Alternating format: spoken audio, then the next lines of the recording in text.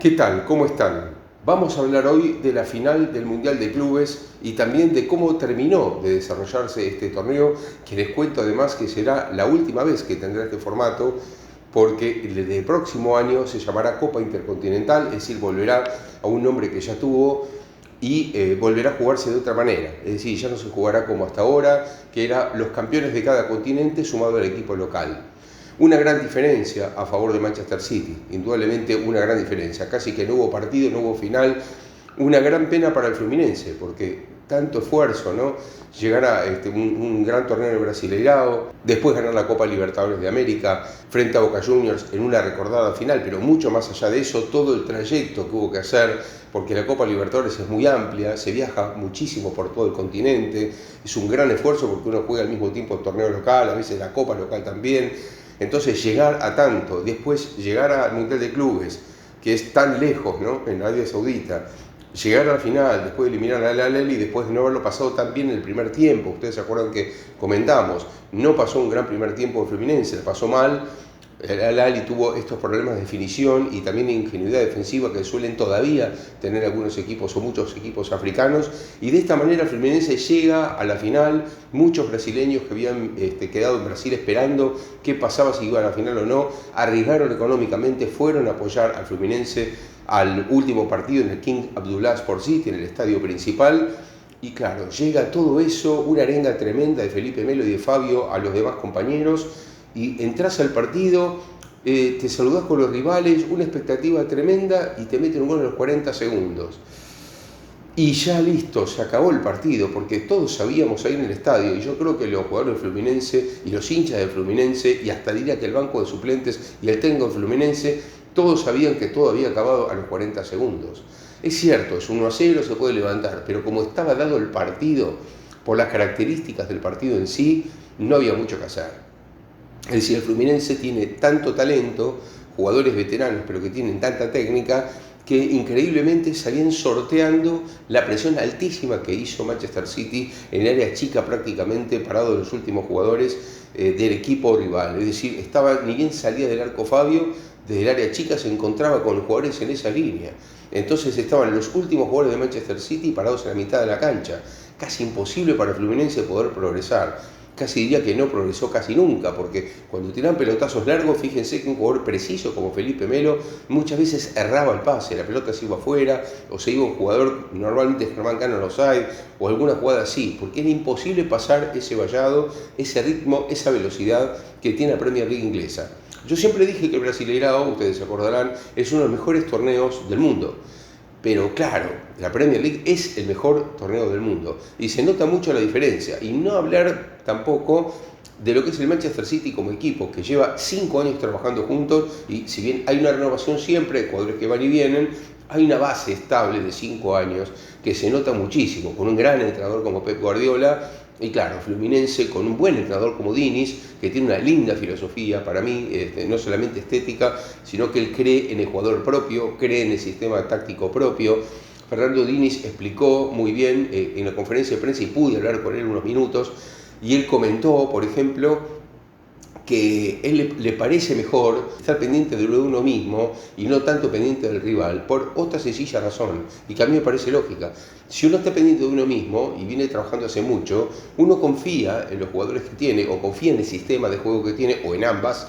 Es mucho más fácil y mucho más adaptable que si uno tiene que elaborar un planteo táctico, un sistema diferente para jugar determinado partido pensando en el rival, porque deja de ser sí mismo y pasa a ser otro, y es mucho más complicado dejar de ser sí mismo para ser otro en 5 días, 6 días, 7 días para preparar un partido como mucho, cuando en realidad si uno viene jugando siempre igual es más fácil prepararlo así. Todo lo que ustedes quieran, pero el Fluminense chocó contra esta bestia, por llamarlo así, en el mejor sentido de la palabra, del Manchester City, que es un equipo tremendo, que tiene jugadores buenísimos en todos los puestos, que es casi una selección mundial de futbolistas, y que tiene, y esto hay que decirlo también, no quiero dejarlo de lado, una inyección económica que no tiene el Fluminense. El Fluminense es uno de los clubes que todavía no es una sociedad anónima en Brasil, y que claro, tiene que cotejar contra un equipo que recibe una cantidad de dinero del Estado mismo, porque son de alguna manera instrumentos del Estado, bajo, usted como lo quiere llamar, publicidad, promoción, etcétera, etcétera. Pero claro, es Emiratos Árabes Unidos que le da fondos. Ustedes van a Abu Dhabi y todo es en Manchester City, en Abu Dhabi, porque Manchester City es Emiratos Árabes Unidos. Entonces, claro, estás compitiendo contra un club-estado que además tiene un gran entrenador y que además tiene grandes jugadores y que además tiene una buena planificación y se hizo un muy buen trabajo a largo plazo. Todo eso junto, imagínense cómo queda como resultado Manchester City campeón del mundo. No podía ser de otra manera.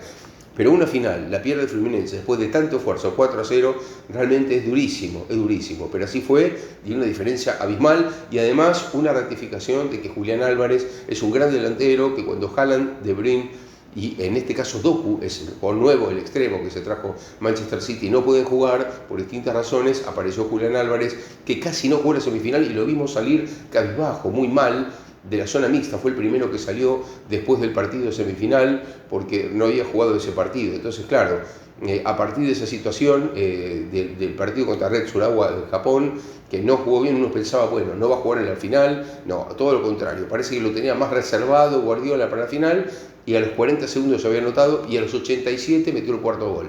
4-0 para un partido así, realmente durísimo.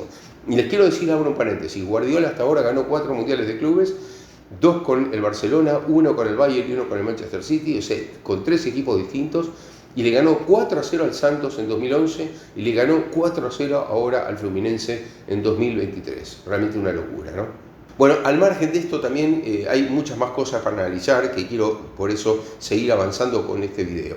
Una de estas es el tema de las grandes diferencias que hubo entre los equipos de distintas confederaciones. Este torneo que se jugó, como digo, por última vez, es un torneo que consistió en capas de diferente categoría. ¿Por qué digo esto? El octavo de final me tocó ver todo el torneo, les cuento, lo vi desde el principio. Bueno, en octavo de final el Auckland perdió 3-0 contra el Al Ittihad, que es el equipo local, el que dirige Marcelo Gallardo. En el primer tiempo ya se había definido todo, pero claro, estamos hablando de un equipo de semiprofesionales contra un equipo con figuras como Golo Kanté, como Karim Benzema, como Fabinho, como Romarinho, como Marcelo Groy al arco. Claro, es un equipo realmente tremendo, con una inversión realmente muy fuerte, y del otro lado un equipo de gente que trabaja en otras actividades para poder mantenerse. Entonces, terminó el primer tiempo 3-0, estaba todo definido. Y el propio Gallardo reconoció después que hizo cambios en el segundo tiempo para refrescar un poco el equipo, pensando en el gran clásico de cuartos que era Al Ahly, que es el campeón africano, el equipo egipcio, que así todo está muy cerca de Arabia Saudita. Entonces trajo una enorme cantidad de hinchas, y hay una gran rivalidad con el Al Ittihad. En cuarto de final se jugó este partido y fíjense, todo lo que el Al Ittihad había sacado de ventaja sobre este equipo de Auckland fue al revés. El Al Ahly, que es un equipo con una enorme tradición, que por quinta vez llegaba a estar entre los 4 primeros en el Mundial de Clubes, le ganó con facilidad, con mucha facilidad, siendo visitante, con todo el público a favor, o todo no, pero gran parte del público a favor del equipo local. El equipo de Al Ahly termina ganándole 3-1, pero estaba el 3-0 y faltaban muy pocos minutos para el final cuando descontó Benzema. Es cierto que hubo un momento en el que estaba el 1-0 sobre el final del primer tiempo y tuvo un penal que pateó Benzema y se lo atajó muy bien el Shenawi, que es un gran arquero de muchísima historia, mucha trayectoria. Este arquero, el Shenawi, que es un arquero de una enorme tradición en la selección egipcia y también en Al Ahly, un arquero que atajó penales importantísimos en Copa África, en Champions League africana, es decir, nada nuevo. Pero bueno, tuvo esa oportunidad que desperdició. Después la diferencia fue enorme. Física, futbolística. Gallardo le atribuyó esto a la falta de preparación con él. Que él dice, bueno, llevaba en ese momento, era un poco más, 20 días de trabajo. Bueno, esto es lo que hay. Bueno, nos sacaron una enorme diferencia y pagamos la factura de la falta de trabajo y de muchos lesionados que estaban volviendo. Bueno, la cuestión es que, como digo, Al Ahly le sacó la misma ventaja al Ittihad que la que Al Ittihad le había sacado al principio al Auckland. Ahora, después Al Ahly, en la semifinal contra el Fluminense, si bien en el primer tiempo tuvo ocasiones de gol y un partido muy vertiginoso, después Fluminense lo fue aplacando, lo fue achicando, fue silenciando al público egipcio e impuso su fútbol de toque, un fútbol que se podía llamar de alguna manera voluntarismo o cooperativismo, como se quiera llamar. Algunos hablan también de un fútbol de oposición, no de posición, sino de oposición. ¿Qué significa esto? Que para Diniz, él cree mucho en la movilidad y que los jugadores pueden cambiar de posición permanentemente. Es decir, no es que un jugador juega por izquierda y se estaciona por izquierda. Es decir, por ejemplo, Guardiola pone a Grealish por la izquierda y juega por izquierda. Aunque sea volante, lo pone de extremo, pero bueno, ese día juega de extremo. En el caso de Diniz no, en el caso de Diniz Marcelo parte lateral izquierdo, por ejemplo, pero puede aparecer en el medio o puede aparecer por la derecha, o dos jugadores que juegan por las bandas contrarias, como es el caso de Keno y de John Arias, el colombiano, pueden aparecer por la misma banda de repente en un momento, porque lo que le gusta a Diniz son las triangulaciones y los cambios permanentes de posición. Es decir, un fútbol, un estilo completamente distinto al de Guardiola, ¿no? Completamente diferente. Bueno, en el segundo tiempo, decía, Fluminense impuso esta situación ante Al-Ahly y fíjense, 2-0, cómodo hasta con baile en el final. Es decir, otra vez el nuevo que se mete y le gana al anterior. Es decir, capas que van ganándole al otro, ¿no? Por capacidad, por tradición o por lo que sea. Bueno, el de Oceanía muy rápidamente superado por el de Arabia muy rápidamente superado por el africano bastante superado por el sudamericano y el sudamericano en la final muy superado por el europeo. Está clarísimo, ¿no? Bueno, entonces, ¿a qué voy con todo esto? A que por primera vez en mucho tiempo tengo que estar de acuerdo con la FIFA, y eso que a mí no me gusta mucho, el sistema del nuevo torneo, pero de 2024 va a ser esta Copa Intercontinental que les decía, que va a consistir en capas, justamente en capas. Es decir, a Sudamérica se la reduce un poco, que para mí es lo durísimo, cómo la Conmebol entregó tan fácil al fútbol sudamericano con tanta historia atrás, pero claro, menos presente. Entonces, reconociendo este presente, la FIFA determina un nuevo torneo con un nuevo formato en el que ya el europeo llega solo a la final, no juega ni la semifinal. En este caso es como si el Manchester City en este caso solo hubiera esperado para la final en la última semana y el Fluminense hubiera llegado después de irse eliminando con el resto de los equipos en una serie previa de partidos, a partido único por supuesto, hasta llegar a esta situación. Bueno, es lo que hay, es lo que Sudamérica fue generando en estos años, ¿no? Hablando de eso y de lo que fue generando Sudamérica, vuelvo a lo mismo de antes, pero quiero aclarar algunas cuestiones. Les voy a dar algunos datos para que ustedes tengan en cuenta dónde estamos parados en Sudamérica con esta situación. Desde 2010 hasta ahora, es decir, 14 torneos de mundiales de clubes, este fue el último, como les digo, en 14 torneos de mundiales de clubes últimos, Sudamérica 6 veces no jugó la final. O sea, casi el 50% de las veces en las que hubo mundiales de clubes, Sudamérica no llegó a la final, desde 2010 hasta acá. Fíjense, o sea, claro, es medio indefendible la situación. Realmente, 6 veces no llegó a la final, es muchísimo 6 veces.